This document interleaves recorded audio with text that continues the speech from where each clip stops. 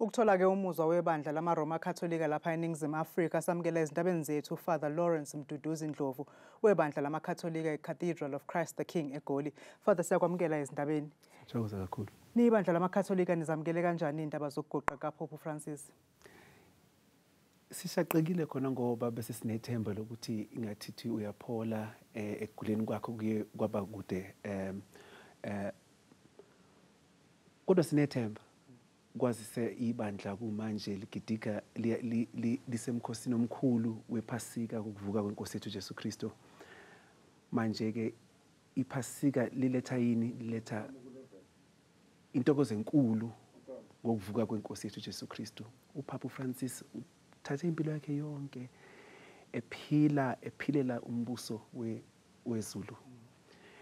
Sinethemba ukuthi uselapho ke. Lokho kuyasinika kakhulu induduzo nakuba sishaqekile kodwa likhona ithemba ngoba siyazi ukuthi ibandla ngelika Kristu.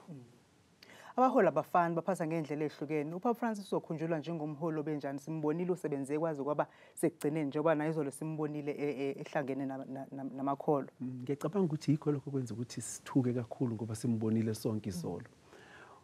Kodwa ube umholi obe nesibindi ngoba yikho into uPapa Francis ebesaba ukuyikhuluma.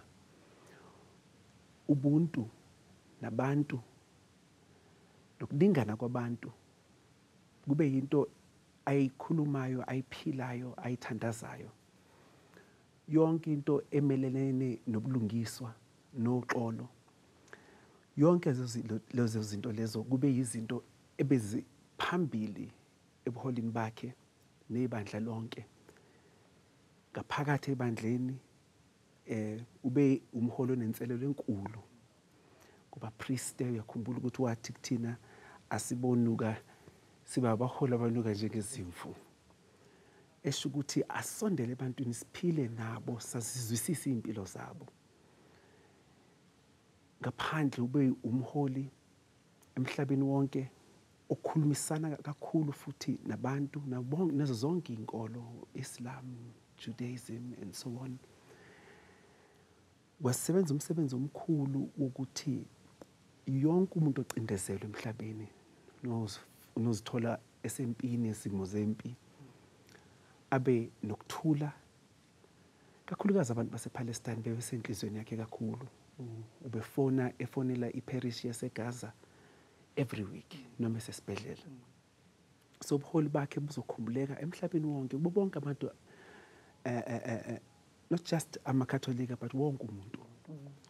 Yini-ke singayilindela njengamanje? Siyazi ukuthi kuyaye kube nezinhlelo ezibakhona ngaphambi kokuthi kufike usuku lomngcwabo. Yini esingayilindela khona eVatican even nakhona la eNingizimu Afrika okwesikhashana? Usobaba omkhulu waseGoli uCardinal Breslin uzothatha uhambo lwakhe lweRome ngolesithathu ntambama. Usebize inkonzo enkulu yokukhumbula uPope Francis ngolesithathu. Yena lo lesithathu siya kuye ngo-9 ekuseni. So wonke umuntu ke usebiziwe ukuthi athamele lokho. But ibandla lona ke eVatican and beyond seliqalile ku9 days lapho khona ukukhulekelwa ukuthi uPope Francis aphumule ngoxolo nebandla libe nokuthula. Kulungiselelwa umngcwabo wakhe. Ngiyacabanga ukuthi basazositshela ukuthi kuzoba kunini.